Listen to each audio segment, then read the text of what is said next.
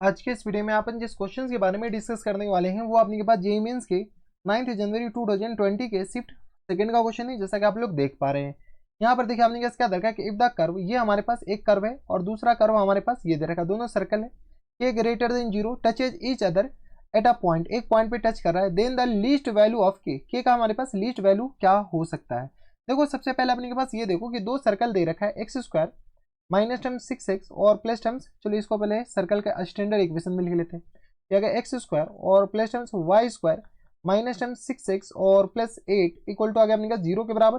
दूसरा इक्वेशन दे रखा है x square plus terms y square minus terms अपने के पास दे रखा है 8y और माइनस टर्म्स के माइनस टर्म्स ये प्लस टर्म्स 16 और माइनस टर्म्स के इक्वल टू आ गया 0 के बराबर। ये हमारे पास एक इक्वेशन ये रहा और दूसरा इक्वेशन ये रहा। इसका सेंटर और रेडियस बता दो। इसका जो सेंटर है C1 से हम रिप्रेजेंट करें तो C1 आ जाएंगे अपने के पास किस बराबर 3, 0 के बराबर, और रेडियस जो हो जाएंगे R1 वो हमारे पास आ जाएंगे स्क्वायर रूट ऑफ 9 और माइनस टर्म्स 8, डेट मीन्स 1 के बराबर। रेडियस आ गया अपने के पास R1, ये आ गया। ठीक है, सेंटर C2 बताओ। C2 अपने के किस बराबर जाएंगे तो ये आ गया अपने के पास 0,4 के बराबर, 0,4 के बराबर, और रेडियस R2 जो हो जाएंगे वो अपने पास आ जाएंगे square root of 16 minus 16 plus के बराबर, यानी आ गया अपने पास स्क्वायर रूट ऑफ के बराबर। ये हमारे पास रेडियस 2 आ गया। कोई इतराज? तो ये हमारे पास सर्कल 1 हो गया और ये हमारे पास सर्कल 2 हो गया।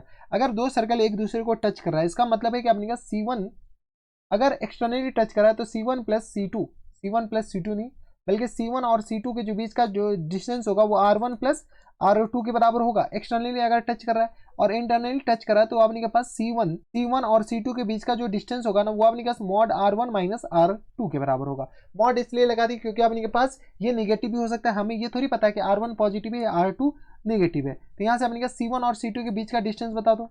तो C1 और C2 के बीच का डिस्टेंस आ गया अपने पास 9 प्लस 16, डेट मीन्स आ गया अपने पास 5 के बराबर। तो यहाँ से आ गया अपने पास 5 ग्रेटर देन 5 इक्वल टू किस आ जाएंगे तो 1 प्लस स्क्वायर रूट ऑफ के बराबर। यहाँ से सॉल्व करोगे तो किस आ जाएंगे 4 इक्वल टू आ गया स्क्वायर रूट ऑफ के बराबर। के इक्वल टू हमारे पास किस बराबर जाएंगे तो 16 के बराबर। के का वैल्यू हमारे पास यहाँ से 16 आ गया। सिमिलरली यहाँ से सॉल्व कर लो। यहाँ से सॉल्व करेंगे तो यहाँ से बताओ तो C1 अपने के पास C1 और C2 5 के बराबर। तो यहाँ से R1 किस बराबर है तो R1 1 माइनस रूट के बराबर, इसका मॉड। तो यहाँ से अपने के स्क्वायरिंग बोथ साइड मत करो। यहाँ से अपने के पास 1 माइनस रूट के, यानी तो इसको अपने पास ऐसे लिख लो रूट के माइनस 1 इक्वल टू आ गया अपने पास प्लस माइनस 5 के बराबर। तो यहाँ से आ गया अपने पास रूट के माइनस 1 इक्वल टू आ गया अपने पास 5 हो सकता है, या रूट के और माइनस 1 इक्वल टू किस बराबर जाएंगे माइनस 5 के बराबर। तो यहाँ से आ गया रूट के इक्वल टू किस बराबर जाएंगे 6 के बराबर, यानी के इक्वल टू आ गया अपने के पास 36 के बराबर। हाँ है ना, तो के का वैल्यू एक ही आ गया।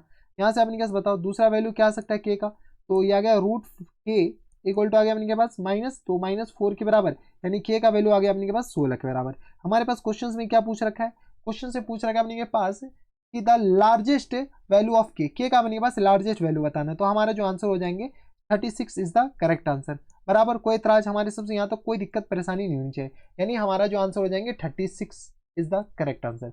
यानी के का लार्जेस्ट वैल्यू बताने के हमारे पास किस आ जाएंगे 36 बराबर, 36 इज द करेक्ट आंसर। तो ये थे हमारे पास जेईई मेंस के 9 जनवरी 2020 के शिफ्ट सेकंड का क्वेश्चन था और बढ़िया सा क्वेश्चन था। तो बस इतना इस वीडियो में, मैं आपसे मिलता हूं नेक्स्ट वीडियो में। तब तक के लिए stay happy, stay healthy and good bye.